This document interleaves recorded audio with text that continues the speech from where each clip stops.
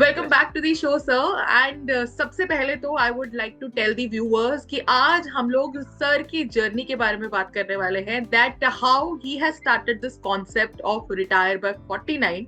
उनकी जर्नी कैसी रही है और कब उनको लगा कि अब कॉर्पोरेट से ब्रेक लेना जरूरी है और क्या हम लोग भी ऐसा कर सकते हैं कि नहीं।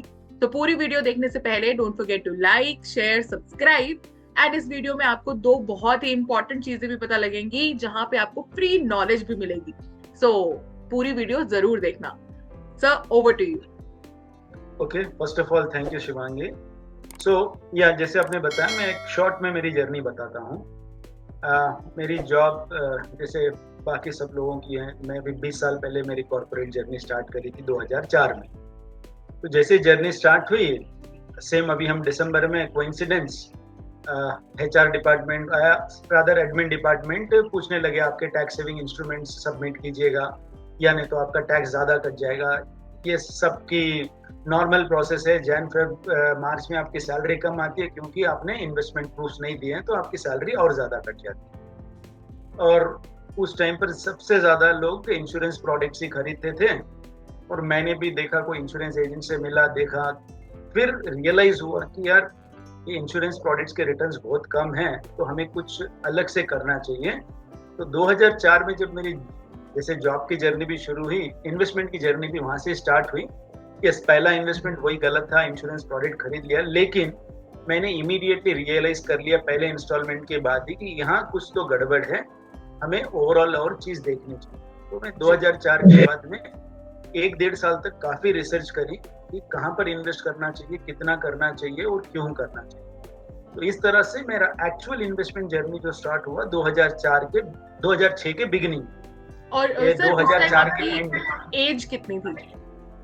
आई वॉज 26 ईयर ओल्ड और इनकम बाकी सभी की तरह 25,000 की सैलरी थी और मेरी exactly I was like 26 year old. Okay, तब मुझे रियलाइज हुआ।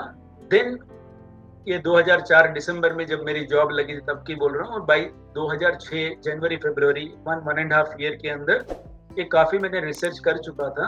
रिसर्च करके रियलाइज किया कि एक आपको 3 सिंपल फॉर्मूले बताता हूँ आपके व्यूअर्स के लिए, वो एक्चुअली सबसे ज़्यादा हेल्प करी मुझे। सबसे पहले मुझे पता चला कि मुझे कितना सेव करना चाहिए, दैट इज 30%। तो मेरी अर्निंग्स का मैंने सबसे पहले 30% सेविंग करना शुरू किया। उस 30% को अब कहाँ पर इन्वेस्ट करना है, तो मैंने देखा मेरे काफ़ी दोस्त लोग कुछ रियल एस्टेट में कर रहे हैं, कुछ इंश्योरेंस ले रहे हैं, कुछ FD कर रहे हैं, कुछ PF में डाल रहे हैं, राइट। तो मुझे लगा कि ये सही नहीं है, इसको थोड़ा सा हमें अलग तरीके से करना पड़ेंगे। तो तब इक्विटी मार्केट्स बूम में, तो हर कोई बोल रहा था कि इक्विटी में भी डाल सकते हैं। तो तब मैंने रियलाइज किया कि हमको 65-70% का जो पैसा सेविंग्स का है वो इक्विटी में डालना है, 5-6% गोल्ड और सिल्वर में डालना है, बाकी का बचा हुआ 20-25% जैसे प्रोविडेंट फंड है, दैट इज PF है, और बाकी कोई डेट फंड, रिकरिंग डिपॉजिट में डालना है। तो इस तरह से मेरा जो सेविंग्स था, पहला बड़ी मुश्किल से महीने की 6,000 की सेविंग थी। उस 6,000 की सेविंग्स को ओवर द पीरियड, जैसे मैंने बोला, 30% तक लेकर गया। एंड यही फॉर्मूला मैंने ऑलमोस्ट अभी 19 साल तक फॉलो किया। तो मैं मेरी कॉर्पोरेट लाइफ से ब्रेक ले चुका हूँ 2023 अगस्त के अंदर, लगभग 16-17 महीने हो चुके हैं। And I am able to comfortably generate a passive income.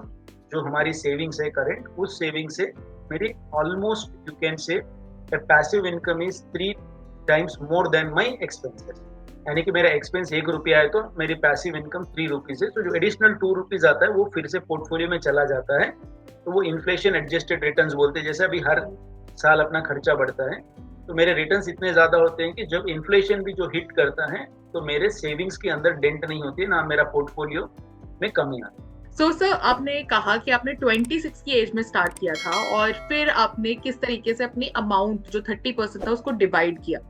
सो उसके बाद आपकी जो जर्नी रही है कि आपने अर्ली रिटायरमेंट लिया अपनी लाइफ में।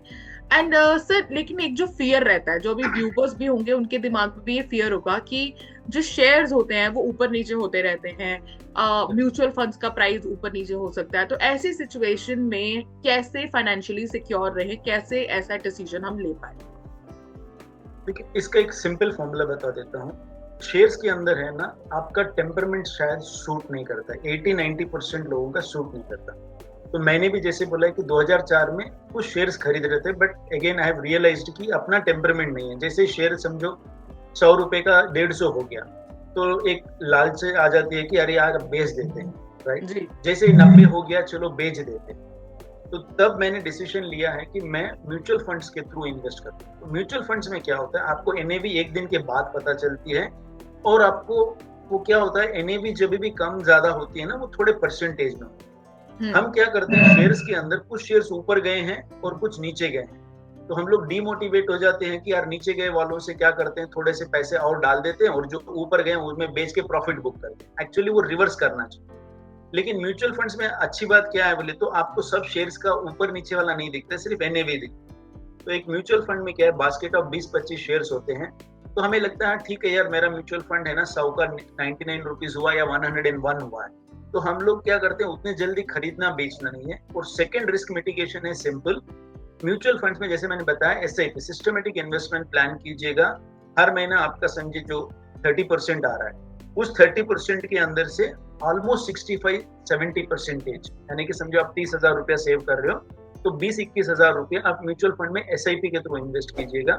बाकी 10,000 जो बाकी इंस्ट्रूमेंट्स है, जैसा गोल्ड है, सिल्वर है, डेट है, पीएफ में डाल।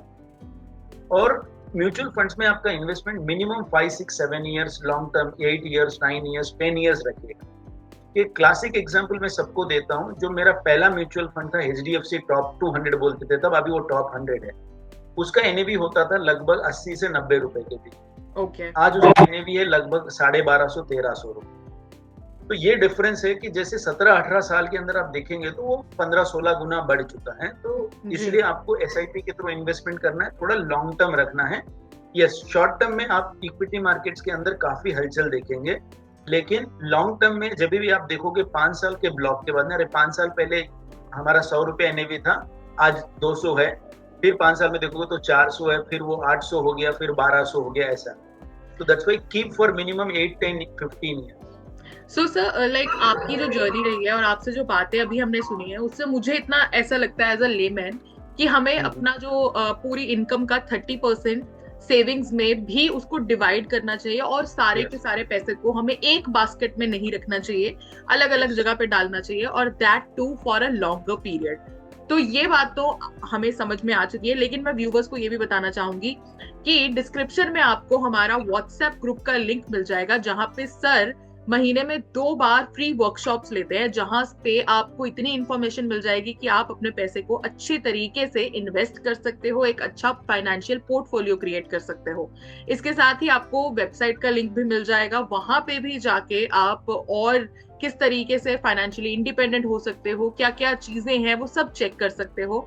देन सोशल मीडिया पे भी, इंस्टाग्राम पे आप हमें फॉलो कर सकते हैं, बिकॉज वहां पे सर रोज ही नए नए टिप्स एंड ट्रिक्स आपके साथ शेयर करते रहेंगे, सो दैट हम लोग भी वो अर्ली रिटायरमेंट वाली जर्नी एंजॉय कर सके।